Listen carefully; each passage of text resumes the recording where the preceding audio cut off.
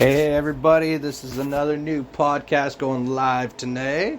Sorry I didn't come with a filter podcast with your host, Vasilis. I am just putting this out. It is the long weekend. It is Thursday. It will be the long weekend here, Labor Day long weekend. I hope everybody has a great Labor Day long weekend. And enjoy yourselves. Don't do anything I wouldn't do, because, I do a lot of crazy stuff. So let's jump into the news, and I'm going to jump in right now. I heard and I read that NXT, the new changes, aren't overly abundant, but Matt Bloom, William Regal, Triple H, Shawn Michaels, HBK will still have hands-on creativeness inside that new NXT change, but all the final decisions will have to go through Bruce Pritchard and Vince McMahon, which I hope Vince understands that, really build this brand a little more, because I'm sorry, I love Raw. Raw's been around for like almost 30 plus years, and he's got it to a point where, yeah, you're still cramming into people and that, and people down in the States have been waiting to go to events. So yeah, you are like one of very few of things going on for event wise, but don't change too much NXT. Like, okay, you changed the logo, you're going to change the music and all this. That's okay. But in hindsight, don't do too much changes, because sometimes too much change can make a product awful and horrible. I was listening to Wrestling Inc. Daily today. I was listening to it yesterday. Nick Hausman, the editor and creator of Wrestling Inc. Daily, and Justin LaBar and all them. They're really knowledgeable guys, especially LaBar. I love Justin LaBar's Chair Shot Reality. I miss it on WrestleZone. I always watched it every day. It didn't matter if I even ate up all my data. I loved watching that show. Him and his buddy there. It was awesome. It was great. Innovative at the time for wrestling news, and especially like a podcast, YouTube kind of thing going on. But yeah, I was listening to those guys, and yeah, I see what those guys are saying, and honestly, I agree with them. Vince has lost a lot of grip, and his recent Monday explosion, and you had 2 hours before the live event, and you went right over and tore up everything, and you agreed with some ideas and disagreed with a lot of ideas, and then you're trying to filter. Sometimes I think Vince should just let whatever the script was, and if it was good, just let it go. Let's see if it flies. Like, maybe he should start being more like a Tony Khan, go like channel his youth and his back to somewhat of the Attitude Era, and maybe a little of Ruthless Aggression era. But everybody agrees the Attitude Era was the best of the WWE, because it was really unscripted, uncut, unfiltered, raw as raw could be, and it was really good. It was money making. I understand it's a nostalgia thing, but it's also, if you kind of go back to the well and just kind of grab a few things, it's not too bad. Just don't put your whole hand into the well. Just kind of grab a few ideas from the well and see if that will transition into better product, better all-around decision making, creative making, just everything. Now, moving over to the AEW, this weekend is their big weekend. It's All Out. It's the pay-per-view. It's the biggest pay-per-view event of AEW history, because, again, it all started with All In, and now it's All Out. And, going on almost 3 years of being in existence, and this company is really skyrocketing. I understand they got 4 shows. They got AEW Evolution, Dark Evolution, and Dark on YouTube. So Monday and Tuesday are YouTube. Wednesday is Dynamite, and then Friday is your Rampage. And I understand they got a lot of talent, like tons of talent. Let's just hope that, this weekend you get to see your two overall surprise appearances or debuts, which aren't really, it's not really a surprise if you already know that Bryan Danielson and Adam Cole are going to be in that company. It's been rumored, it's been seen, it's been heard, it's been talked about. It's apparently, especially Bryan Danielson, his contract was, I think, signed about a month ago, not even, because it was like 90 days already passed. And they were just waiting for the right time, and they got CM Punk. I understand Fox executives are pissed that Punk is, in AEW, but again, that is what it is. Vince probably should understand that, yeah, you could have pushed a little harder. See, I'm mixing both WWE and AEW here. A little harder for Punk, but, I understand where Punk was coming from. The guy, he's in his 40s, I think now. He's got to his 40s here. And, a little lighter wrestling schedule, a little more control of who he gets to compete with and who he doesn't want to compete with, or, vice versa. And I think a lot of people I've read is like, everybody's saying, oh, Punk's the next AEW world champion. Well, the guy just got into this company. Just be patient, You have Omega, who's doing a heck of a good job as a performer and top-rate wrestler. And he's doing a hell of a good job as a world champ. Like, this guy is one of the best belt machines in wrestling right now. And WWE knows that. And, seeing Roman Reigns being the Universal Champ, he's doing a great job as a heel. He's doing a fantastic job. And with this whole bloodline, yes, I see the reports. I see the rumors and the idea of having Naomi be the female. Let's just say we just got the Usos finally into the bloodline. Let's just kind of, work with it. And you got babyface, Viking, man, tail, bun, whatever you want to call it, Brock Lesnar back, but he ain't going to be back for a while. He made his appearance at SummerSlam, so he'll be back a little later. He'll probably show up again around Survivor Series, and then we'll start seeing the feud build up. It'll probably be a title match at Rumble, where Rumble, Reigns gets away with like a DQ, dirty DQ, Brock wins, and then come WrestleMania, we get to finally see the build up to the Brock-Roman finale of their feud, which I don't think is necessarily a finale, because you can still make money off them. You just got to keep them relevant and really push more Brock into the hardcore babyface role, like with the whole gear he's got, and really push around. Have let Paul Heyman do his thing. Paul is very good at creating heat, creating the story to make it more interesting. That's really good. You go over to AEW, the same thing. You have Don Callis with Kenny. Kenny's a good talker on the mic, but I'm not saying he's great. He's good. He's just not great. He's not one of the greatest. But with Don Callis being a callousy of controversy and a total arrogant tool, he's really good at the mic, and he makes Kenny more believable of a world champ. And Kenny can be a believable world champ because he does have really great matches. He puts on 5-star, 6-star, 7-star, 8-star, 9-star, maybe even 10-star matches. The guy can still do it. He does it very well. He's fantastic at it. But with Christian Cage got one of the very first victories over Kenny in AEW.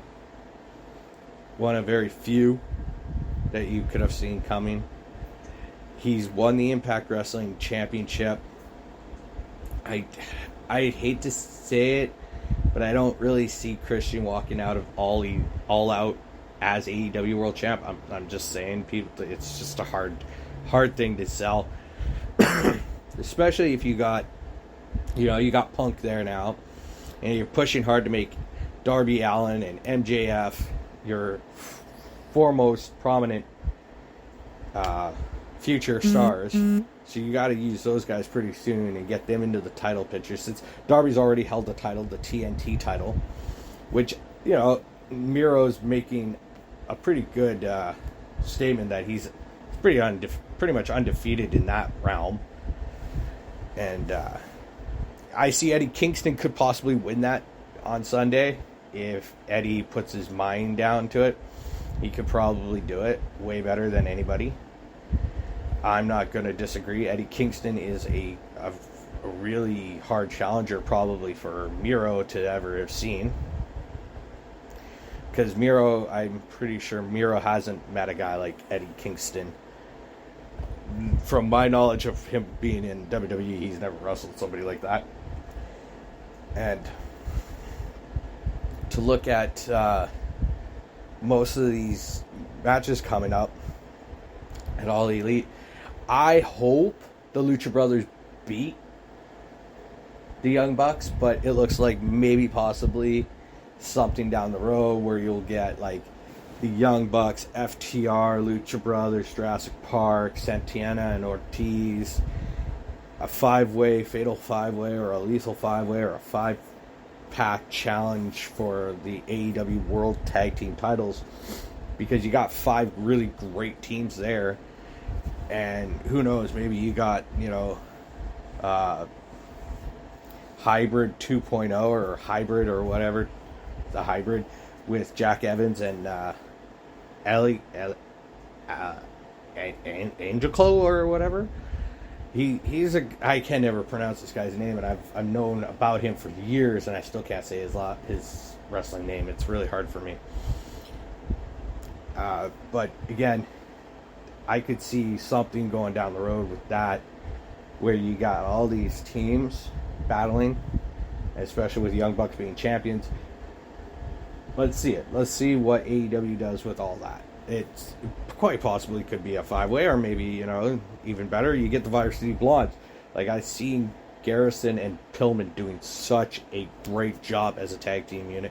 And if you didn't check out my Instagram, which is Vasilius1987, go over and check it out. I have a few picks up of future women who could be possibly the women champions in AEW, NXT, WWE, whatever. Julia Hart is going to be an AEW superstar no matter what. They're going to push her hard because she's got the athleticism and the cheerleading background, and she's very good in the ring. I've seen her. She's very smooth. Just like Sky Blue. She's a very good wrestler too. She can kick ass. Hope she signs with AEW soon. You just got Anna Jay back. Anna Jay, Jungle Boy's girlfriend, and she's good. I think she's going to be in line pretty soon too, because of her return and where her ranking was, and she got injured, and all that. Maybe flipping back over to the world title, you might get the Adam Page, Kenny Omega finale of Best Friends. Finally, Adam gets that world title shot and, gets the title. The man deserves it. The guy, you built him up when you first introduced the company and the championship, only to give it to the GOAT, Chris Jericho. And I'm not discrediting. Jericho is the GOAT, and it was a good way to even bolster your company even more, is to give it to a guy like Jericho, who's held world championships, who's had competed on bigger stages and done a lot of crazy things, fought Hall of Famers and legends of the industry, and he's done it. Now, moving over to the hockey side, the NHL side, I noticed that besides the Islanders, the Phillies, the Philadelphia Flyers, just re-signed one of their top prospect players to a long-term deal, 6 years, $30 million. There's Tim Gleason. He's just got named as assistant head coach after spending 9 seasons in Carolina. Again, I'm still hearing the whole, when is PD, when is Hughes getting signed? Guess what? If you look back in the Canuck history, we've always been the last minute, 11th hour kind of thing. We sign you right before the end of all training camp and all of that. And, yeah, I am not too worried. And I hear Jesperi Kapanen is very afraid that he's played his last game as a Hab. I doubt that's going to happen. I could see Mark Bergevin doing what he wants, and he's going to re-sign him. He's going to match it. I know it. I have a funny feeling. But you never know. He could possibly just let him go and get the draft picks and build up his, prospects and pick pool and cabinet and reshuffle the whole order of everything. That's all right. I'm not going to disagree with that. Just watching a little bit of the NXT UK, another good wrestling show. Sorry, jumping back and forth between a lot of things. Yeah, just tell you honest truth. People, just be patient. Please be patient. Like, we got one offer sheet out of the entire free agency and all that. And yes, it was the Habs and the Hurricanes. Woohoo! Big whoop. Big deal. But it's like, again, like I say, I said it yesterday, I'll say it again. This whole thing people have to understand is that the cap limitations, the flat cap, the economics, you have to work around what you can and cannot get. And right now you cannot get any revenue, so right now you're going to have to kind of work the entire situation by hoping that the long-term injury reserve is available soon. Because I don't think there's any more players the Canucks can buy out. Because now Virtanen's going off to the KHL apparently.